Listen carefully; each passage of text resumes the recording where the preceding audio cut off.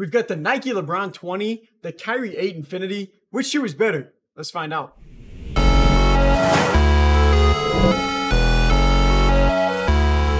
Welcome back to our channel. Today we're checking out the most recent shoes to release, and LeBron and Kyrie's signature lines with Nike. But before I get into breaking these models down for performance, I'll go ahead and knock out some of the basic info first. So we do have a little bit of a price gap today, with the LeBron 20s retailing for $200. That is going to make them Nike's most expensive shoe line on the market right now. The Kyrie 8 is going to be a ways down from that, retailing for $130. Neither one of these shoes got a price jump from their previous models though, so that's always nice. But taking a quick look at the appearance for these models, I'm going to start off with the LeBron 20s because these got a major change from how his shoes have been looking, just to compare it how like some of the previous models had been constructed.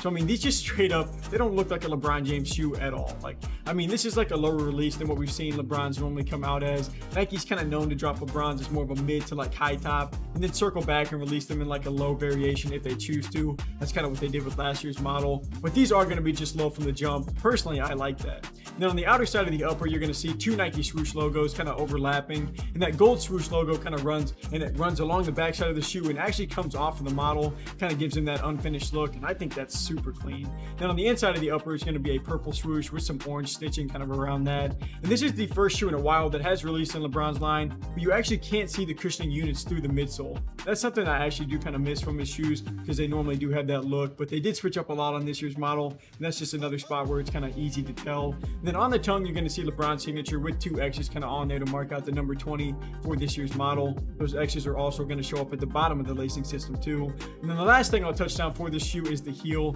You're going to have that yellow patch back there with LeBron's LJ Crown logo. Along with that is going to be those two X's again. And I can't lie, like, I really do love the look for these. But now looking at the Kyrie 8s, these did keep the same mid-top structure that most of his lines are kind of used to following. And these are kind of like split up in the front half to the back half, just based off of the materials being used. But I'm going to break that down a little bit more here in just a second. But the front half of the shoe does have a pretty cool pattern on there. And the back half is going to be where you have like, you know, more of a leather feel in that black spot. And then on the wavy heel pattern on the back half of the shoe is really sick. Like, you got those multicolored lines going on back there. And these are going to have a mismatching tongue setup, with Kyrie's signature being on the left shoe. You're going to get that hourglass design on the right. And I'd say that these, you know, definitely resemble more of like the Kyrie 6, a lot closer than they do last year's Kyrie 7. I just don't see a lot of any like similar features between this year and last year's model. But I really am big on both of these shoes, just as far as the look goes. But now let's see how each of these shoes hold up on me. So now getting into more of the materials and the performance side, and starting off with the cushioning. Before I touch on how they feel, I'll just kind of give you the cushioning layout for both of these models first. So the LeBron 20s did something really cool that I haven't seen a ton of models do this year. Like, inside of the shoebox is going to be this little card, and it pretty much just breaks down everything that's being used just within the shoe for cushioning. So I'll just kind of rattle this off to you really quick. On the top is going to be some Cushlon foam, and we do see that a lot in LeBron shoes. And underneath that is going to be an air zoom unit that looks like it's going to be in the forefoot and in the heel. And then you have a carbon fiber midfoot shank that's there to help keep the model intact. There's also a lateral guardrail. So I mean, with this being a $200 pair of shoes, you can tell they definitely don't short you on the cushioning features for this model. I mean, that's just what they do in LeBron shoes a lot anyways. But as for the Kyrie 8s, Nike did use an updated 3-layer cushioning system where you get a zoom air unit in the forefoot sandwiched between a molded insole and a soft foam. And I mean, they use like less foam and fewer layers, which is kind of supposed to help improve court feel, just unlock that zoom energy returning potential. And I'll just go ahead and say this. Both of these shoes play really nice for this cushioning section, and this is going to come down to a little bit more just how you like your shoes to play.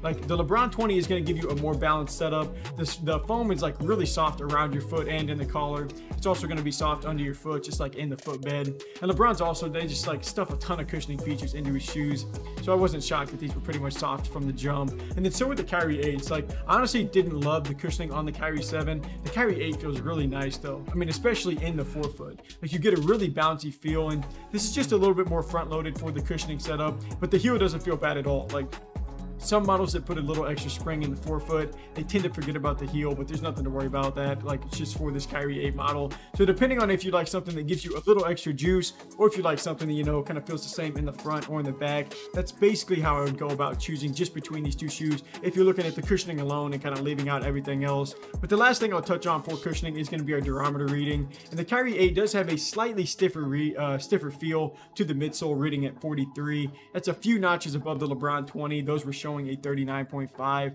and that's pretty much like right on the average for that LeBron shoe. But I mean, both are pretty close to it though, and I mean, I really don't have anything negative to say about these shoes for this category. The LeBron 20 and the Kyrie 8 both feel soft.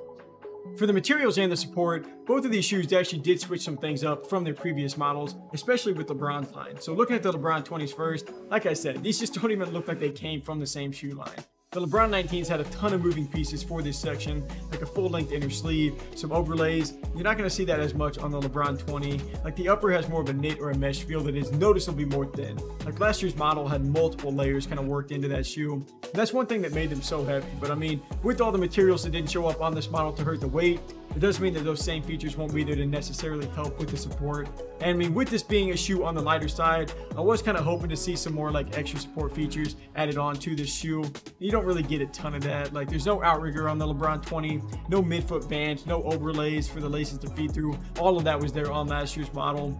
And to be honest, I do feel a little bit of give to the upper whenever you're making those harder cuts, but it's not terrible. Like I'd say these still do feel more secure than LeBron 18s from a few models back. And I wouldn't call the support great, but I mean, especially not compared to the LeBron 19 whenever they had all those pieces. But it's kind of tough for a shoe to get better in every single aspect every year. Normally something has to give, but now switching it over to check out the Kyrie 8s. These have a few different things going on here. In the front half, you're going to have sort of like a camel design there, and that's a thinner textile that is just going to help keep this shoe super light. And the ventilation is definitely nice because of that. Then you're going to get some nicer materials on the back half of the shoe, kind of near the ankle. That's going to be a black patch that has more of a leather feel. And I said this a little bit earlier, that kind of falls in line more with the Kyrie 6 more than it resembles last year's Kyrie 7. Like the Kyrie 7 had textiles covering pretty much the entire shoe from the front to the back.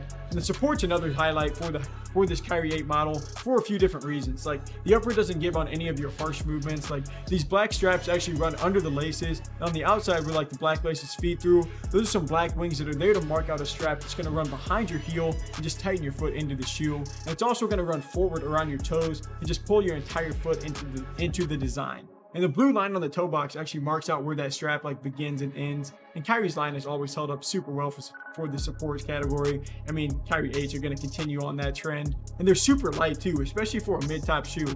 Like these are only weighing 400 grams for a size 10.5. And the LeBron 20 is going to be a little bit over that, weighing 434 grams for the same size. But I mean, that's down almost 150 plus grams from the LeBron 19s though. So I did love that.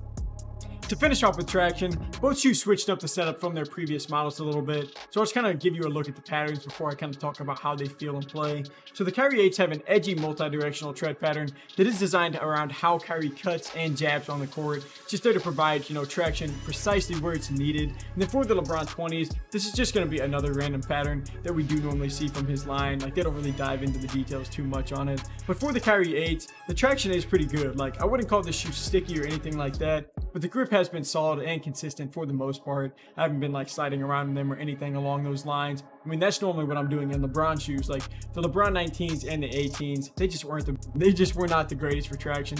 But I'll say this, the LeBron 20 has some bite. Like I feel like Nike switched up the compound that they were using in the rubber for the outsole, because these have better grip on a LeBron shoe than I've ever played in. And honestly, that's a game changer in his line if Nike can kind of keep that rolling. But to finish off with sizing, I did go true to size on both. That's pretty much an identical fit between these two shoes. I mean, it's a little less than a thumb's width left over for the length, and it's going to be pretty standard on the width. So if you do prefer having more like room to play in, I'd maybe test out going a half size up. So for the final ratings and starting off with the appearance, I like the changes that LeBron and Kyrie made to their lines this year, just as far as the look goes. So I'm going to start off with the tie. As for cushioning, I mean, this is one of those times where you can't really go wrong with either shoe. It just more so depends on how you like your shoes to feel. Like the Kyrie 8 is going to be a little bit more loaded in the forefoot. The LeBron 20 is going to give you the same feel in the front and in the back of the shoe. I like how both shoes feel on the court though, so personally I'm going to go with the tie here. For materials, I mean, even with the LeBron 20s being the more expensive shoe, you have a lot of nice features on the Kyrie 8s, so I'm going to come back to a tie again. And then as for the support, that's just a spot where the LeBron 20 lost a ton of like the overlays and the stuff on there that was holding them back from the weight that was making them super heavy.